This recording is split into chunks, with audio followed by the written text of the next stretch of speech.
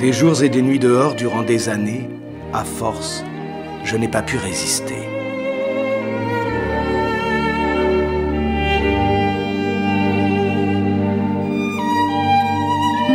Me voyant vaciller et n'en croyant d'abord pas ses yeux, c'est le sacristain de la paroisse qui a donné l'alerte.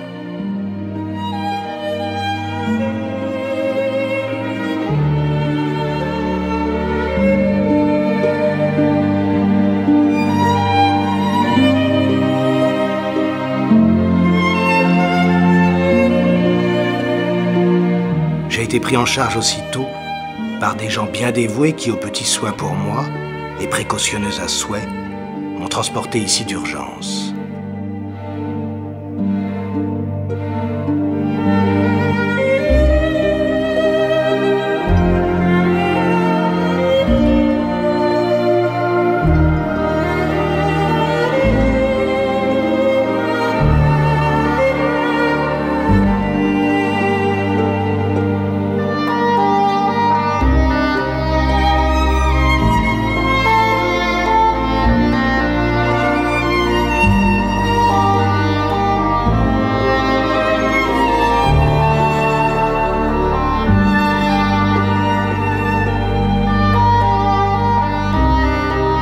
C'est étrange de se retrouver couché, allongé sur cette palette de bois, plongé dans une semi-obscurité, en partie désarticulé, moi qui ne connaissais que la verticalité, le ciel, la lumière et le rayonnement.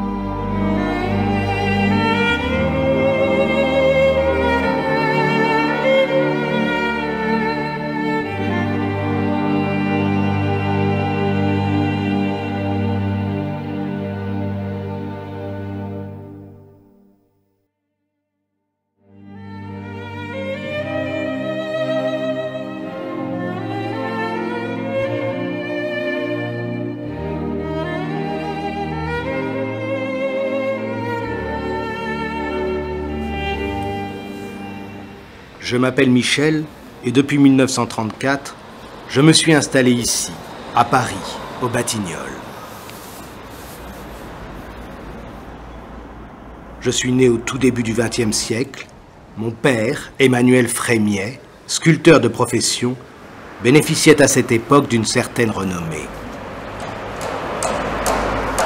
Dans la famille, nous étions 3 frères jumeaux. L'un habite désormais sur la rive gauche, une gare devenue musée. L'autre s'est installé en Normandie, bénéficiant d'une sacrée situation. Moi, je suis toujours resté dans ce quartier populaire des Batignolles. Et les choses ne se sont gâtées qu'en 1990, quand mon état de santé s'est brusquement dégradé.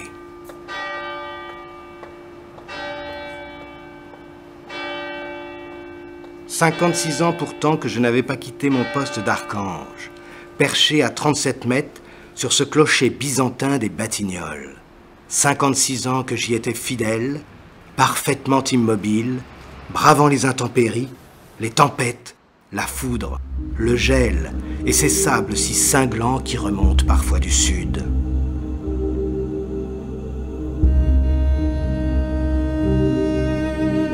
Je fais partie des archanges Saint-Michel. Nos statues figurent ce prince de la milice céleste, ce protecteur de l'Église, cet introducteur des âmes au ciel, ce porteur à Dieu des prières des vivants. Enfin, elle symbolise surtout la victoire sur Satan.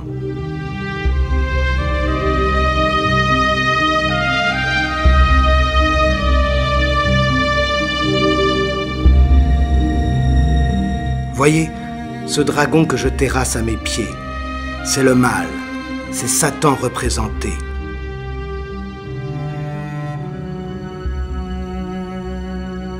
Notez bien que je ne le tue pas.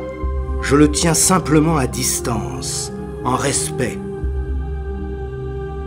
Je le maîtrise et le neutralise de mon épée, sans vouloir lui ôter la vie.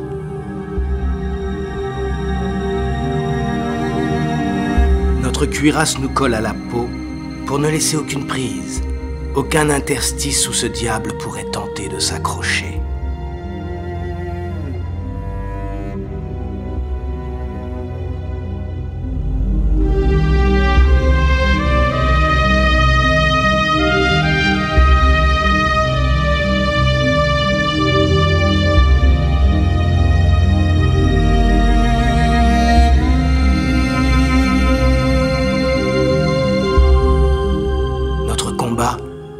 C'est la lutte du bien contre le mal, contre ce Lucifer, contre ce porteur de lumière, si orgueilleux de sa puissance qu'il refuse de servir son Dieu.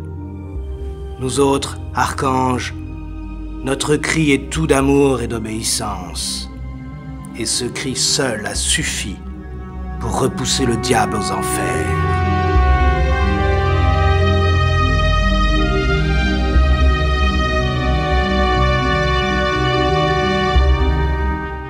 Pour le moment, l'enfer, c'est de rester planté dans ce dépôt où je commence à m'ankyloser. Autant ma destitution du clocher fut prompte et efficace, raison de sécurité oblige, autant pour mes soins et ma remise en état, les choses se compliquent.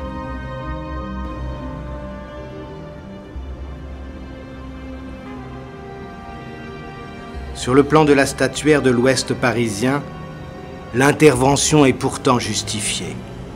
Avec mon collègue de la place Clichy, la statue du maréchal Moncey, que je salue au passage, nous sommes les deux seules œuvres artistiques du quartier. Un coin de Paris populaire, que voulez-vous? Pas trop favorisé par conséquent.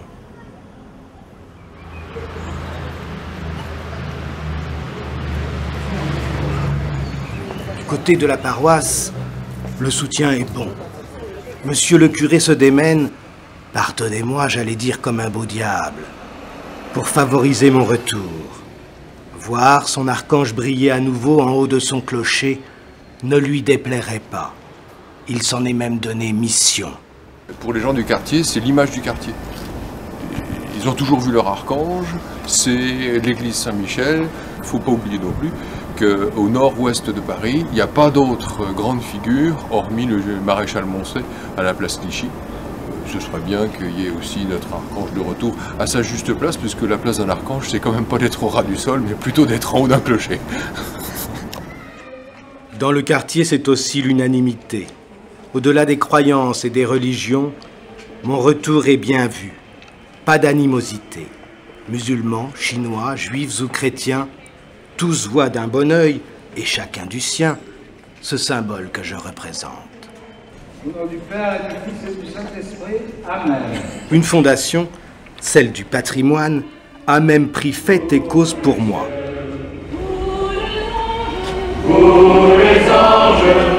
Elle a lancé une souscription pour contribuer à ce projet. Dans l'église, elle organise parfois des concerts en mon honneur. Il paraît que ça swing pas mal pour ma survie.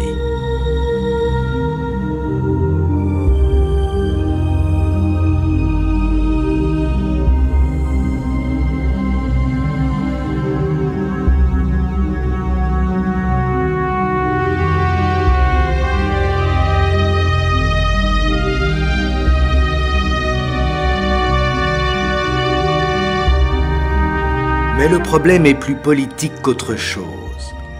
Les petites affaires des hommes. À Paris, entre la ville et les arrondissements, quand les idées diffèrent, les décisions sont forcément plus difficiles.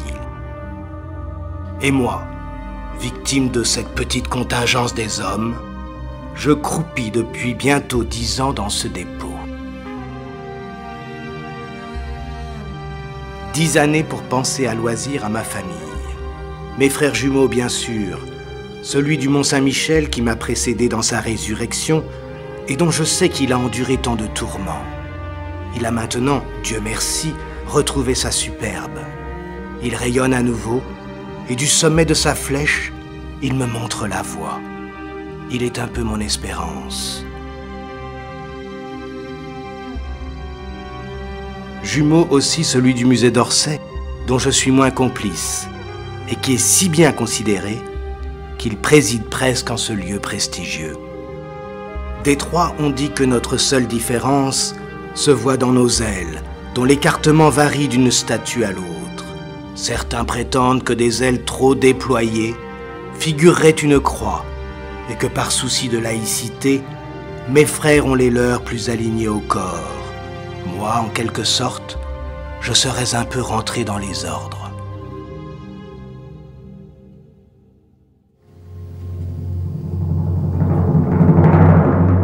Je pense aussi à ma sœur Jeanne, que j'aimais tant, sportive, cavalière, si sûre d'entendre ses voix, si fière de son destin, si farouche pour défendre son roi, et qui s'est vue, bien plus tard, récupérée, souillée par un funeste politicard. Sans compter l'éléphant de Frémiet, notre animal de compagnie, dont mon père nous avait gratifié et qui sut si bien consoler nos désarrois d'enfants.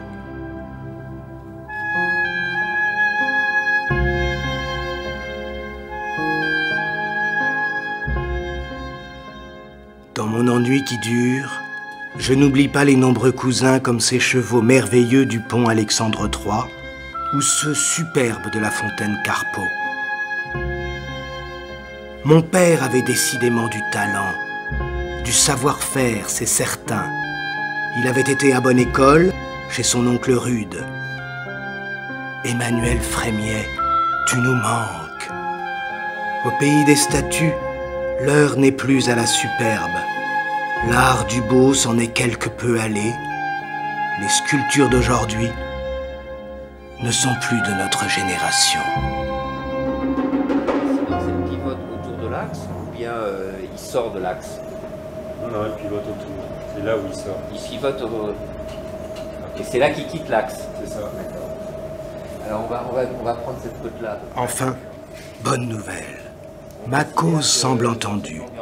Ma rénovation est officiellement votée. On vient me voir. On s'assure que je sois au complet. C'est la trappe de visite du crochet à l'arrière, je pense. On prépare ma sortie, mais je dois encore patienter avant de quitter ce mouroir, cette prison où j'ai craint un temps de voir m'éterniser. Elle est emballée, elle est là.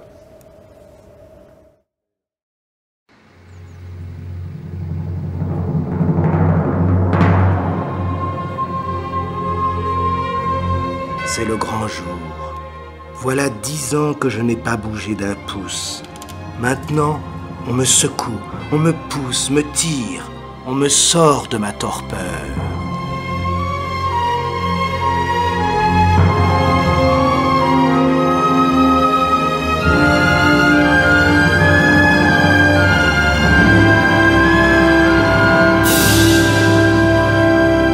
Beau au bois dormant, je me réveille à peine que déjà on m'emporte sur mon lit de douleur. J'appréhende, après avoir tant attendu et tant désiré cet instant. J'ai peur à présent, je sais que je vais souffrir, que les mains des hommes vont me meurtrir, que les outils vont me blesser. Mais puisqu'il faut en passer par là, puisque ce chemin, je le crois indispensable.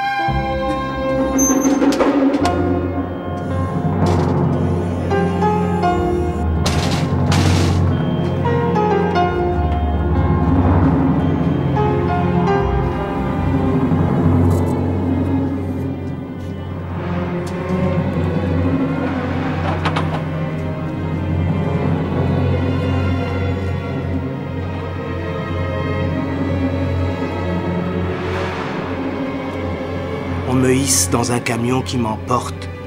Mon purgatoire d'entrepôt s'éloigne déjà dans le rétroviseur. Non, mais après, il y a l'autre rue, celui-là, là.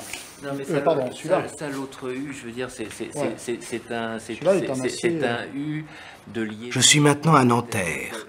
On m'a transféré dans un autre hangar. Assurer la fixation du système fer-plat U d'origine. Des hommes, réunis à mon chevet, s'interrogent sur mon état de santé, Mais avant, il faut qu'on ait des repères sur le déroulement de l'intervention. que le nouveau U qui sert de raccordement avec le nouveau fer, lui, Comme ça, on soit fixe d'une directement le certaine largeur. nouveau U Voilà. sur 20 ou 30 Et cm. après, il y a le gros U alors en plus, après c'est un deuxième qui lui vient sur le dos et qui reprend tout. Et Vous donc, voyez ce que je veux dire? La section de 130 correspond en fait à la section des anciens U. Là, on est à 135 là, sur cela. On veille à ma bonne fixation, car les normes de sécurité sont devenues Je vais draconiennes. reprendre en sandwich les deux armatures en fait. Et c'était boulonné à ce niveau, ça rigidifiait l'ensemble en fait. Donc, il y en a Ce n'est pas mince affaire de hisser un tel corps à 37 mètres de haut et d'en garantir la bonne tenue. Cet archange, il a certes une peau de cuivre, celle qu'on verra, qui crée une statue, une forme dans l'espace, mais structurellement et principalement, c'est une armature, voilà. Et que on ne pourra remettre cette œuvre en place que dès lors qu'on aura fait tout ce qui était nécessaire de faire en ce qui concerne l'armature, en n'hésitant pas à changer, à remplacer, dès lors qu'il y aurait risque au niveau de la conservation même de l'œuvre. Un U qui va jusqu'au bout. Mais ce qu'on remarque, c'est que ce sont des assemblages qui sont tous par boulon, ce qui permet toujours d'avoir une souplesse, contrairement à ce que la soudure apporte où elle est cassante. Et donc on voit bien que déjà la réflexion, c'était d'avoir une certaine souplesse sur l'œuvre pour accepter les sollicitations du vent.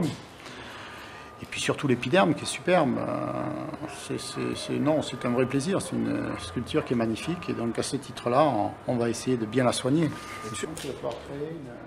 Il y a une armature. Je comprends que je vais faire encore un voyage. Nous n'avons pas de paratonnerre. On parle de Périgueux en Dordogne. Il y a là-bas de grands spécialistes qui vont s'occuper de mon cas. D'autres y sont passés avant moi avec succès. J'entends dire qu'un lion tout entier a fait le voyage, un lion beau et fort, énorme sculpture de la place d'Enfer, qui s'est refait sa santé à Périgueux. Périgueux donc, me voilà éparse, désarticulée, en morceaux. Je suis démonté, déboulonné de toutes parts. Les jambes sont d'un côté, les bras de l'autre.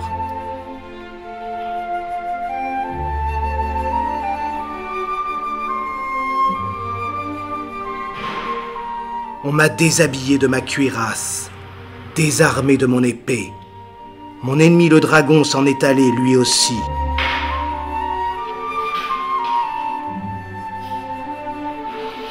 C'est si douloureux de se sentir ainsi, tout éparpillé.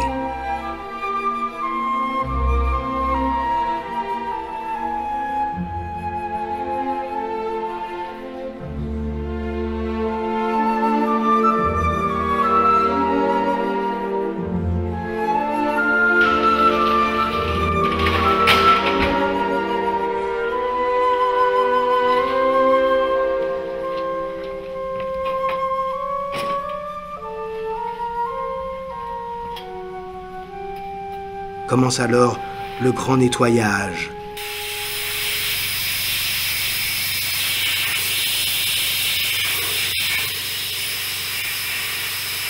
On me sable sans merci sur toutes les coutures, dans les moindres recoins. Cure de jouvence, c'est un peu notre thalasso à nous autres statues.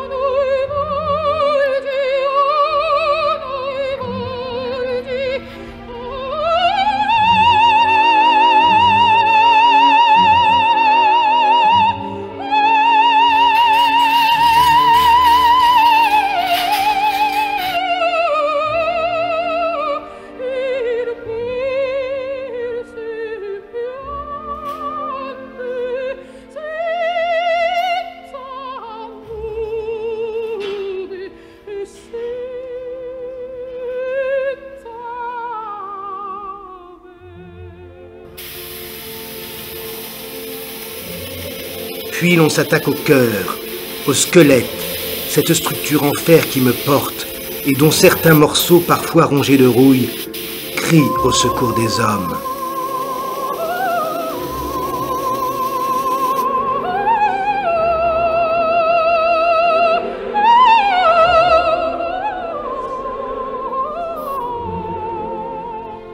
On traite mon métal contre toute corrosion possible.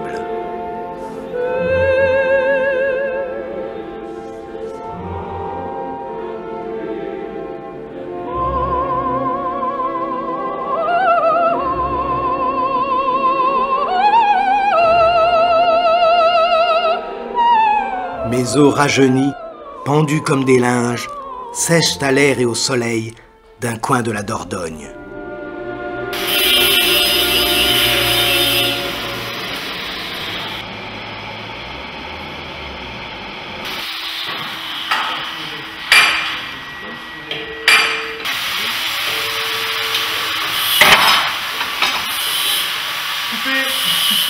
C'est ma colonne vertébrale qui donne ainsi à Olivier tant de fils à retordre. C'est qu'elle est touchée dans sa structure et qu'il faut bien en remettre quelques éléments en place.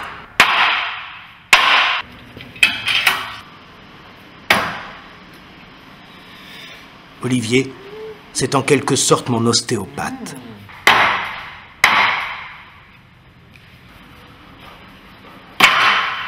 Ça y est, il est rentré.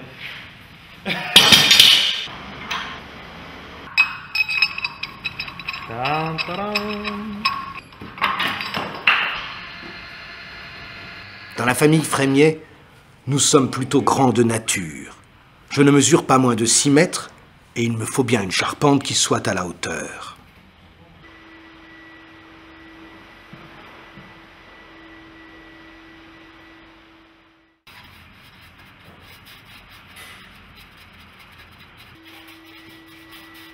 Ma peau, mon épiderme comme ils disent, exige aussi un soin tout particulier.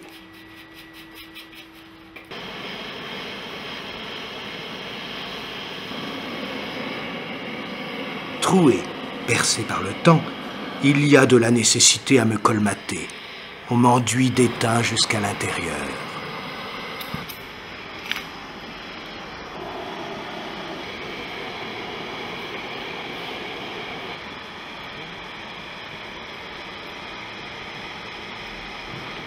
Et l'on soude ma côte de maille qui s'était transformée en une véritable passoire. Un été presque entier sera nécessaire pour qu'on me fasse ainsi peau neuve. Voilà, grâce aux hommes, j'ai repris forme de statue. Mon corps s'est reconstitué. Reste la dernière étape et non des moindres, la dorure.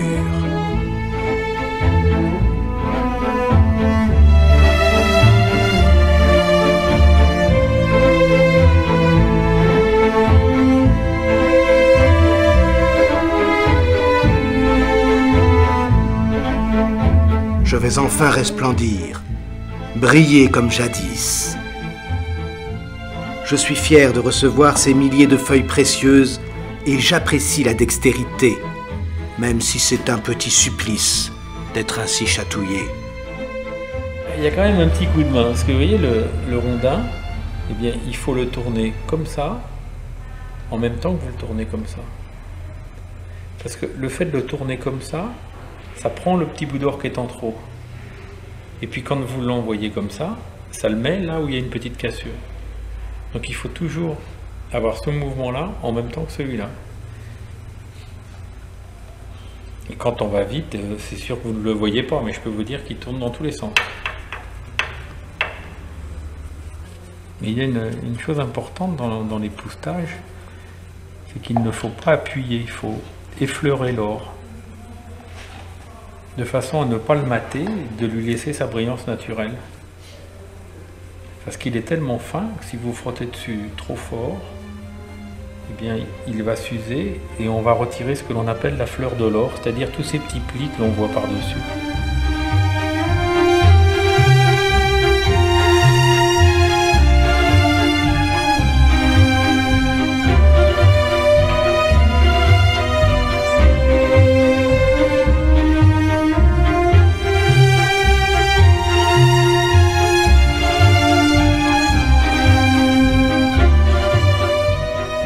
je suis dans de bonnes mains, dans les meilleures en ce domaine.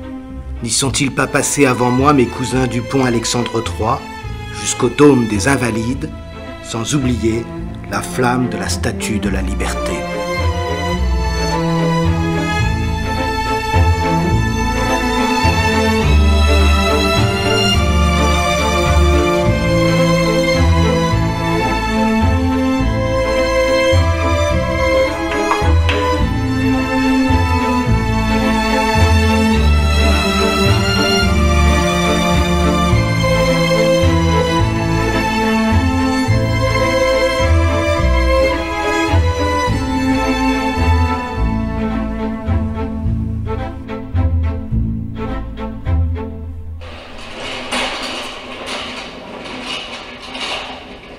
Travailler sur une pièce de Frémier, c'est pas tous les jours. Hein. C'est d'une finesse et d'une sensibilité extraordinaire. Et puis ce Saint-Michel, regardez quoi. Il n'y a rien d'oublié, il y a tout le souci du détail. Quand vous pensez que cette pièce elle va à plus de 40 mètres de haut, là c'est extraordinaire. Donc, nous d'apporter le petit plus de l'or sur une pièce pareille, c'est très agréable, c'est bien.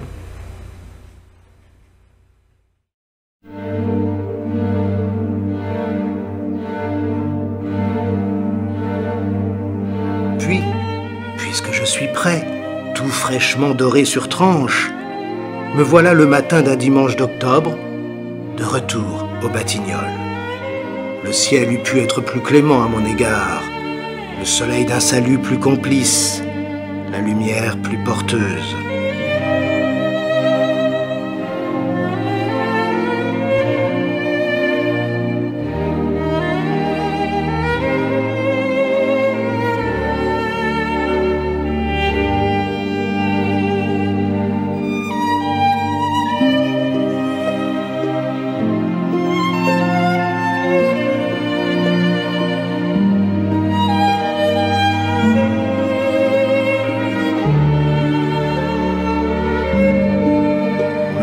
Vers le clocher, pendu au bout d'une grue pour l'ascension tant attendue. Retrouver cette place que j'ai quittée il y a tant d'années. Beaucoup de monde ici pour me saluer. D'en haut, les hommes, à nouveau me paraissent si petits.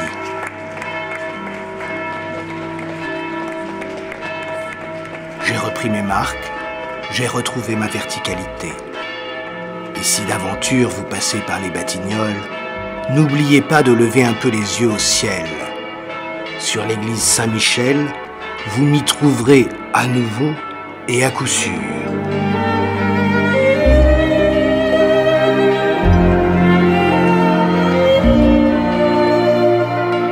Les yeux au ciel, je vous dis, car si vous êtes bien petit, il me faut vous concéder que j'ai tant besoin de vos regards.